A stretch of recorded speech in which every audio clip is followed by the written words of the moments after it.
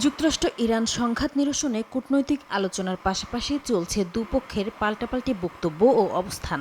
ইরানি সংবাদ মাধ্যম জানিয়েছে, তেহরান ও ওয়াশিংটনের মধ্যে পরোক্ষ আলোচনা অব্যাহত রয়েছে, আর এতে এখনও মধ্যস্থতাকারীর ভূমিকা পালন করছে পাকিস্তান। ইরানের সঙ্গে শান্তি আলোচনায় কিছু ইতিবাচক সংকেত পাওয়ার দাবি করেছেন মার্কিন পররাষ্ট্রমন্ত্রী মার্কো রুবিও। এখনই অতিরিক্ত আশাবাদী হওয়ার সময় নয় উল্লেখ করে তিনি জানান, আগামী কয়েকদিনের পরিস্থিতি নির্ধারণ করবে আলোচনা কোন দিকে যাবে।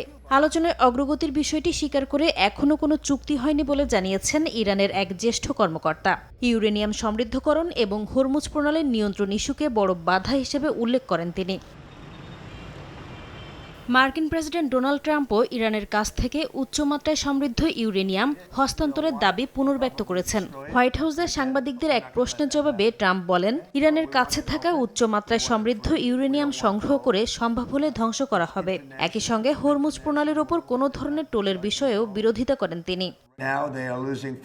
আমরা উচ্চমাত্রায় সমৃদ্ধ ইউরেনিয়াম ফিরিয়ে আনব, এটা আমাদের দরকার নেই, চাইও না। আমরা সেটা ধ্বংস করে দেব, কিন্তু ইরানকে তা রাখতে দেব না। এদিকে ইরানের পারমাণবিক উপাদান বিদেশে না পাঠানোর নির্দেশ দিয়েছেন দেশটির সর্বোচ্চ নেতা মোস্তফা খামেনি।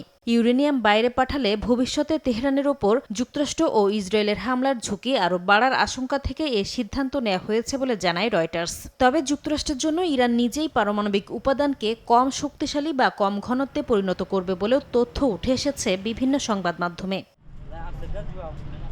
ইরানের সঙ্গে যুদ্ধের সময় ইসরায়েলকে রক্ষা করতে যুক্তরাষ্ট্রের ক্ষেপণাস্ত্র প্রতিরক্ষা মজুতের বড় অংশ শেষ হয়ে গেছে বলে জানিয়েছে দ্য ওয়াশিংটন পোস্ট। এদিকে ফক্স নিউজের নতুন এক জরিপে দেখা গেছে 60% আমেরিকান ইরানের সঙ্গে চলমান যুদ্ধের বিরোধিতা করছে। বাড়ছে জনমনে অসন্তোষও। নাসরিন রুমি, সময় সংবাদ।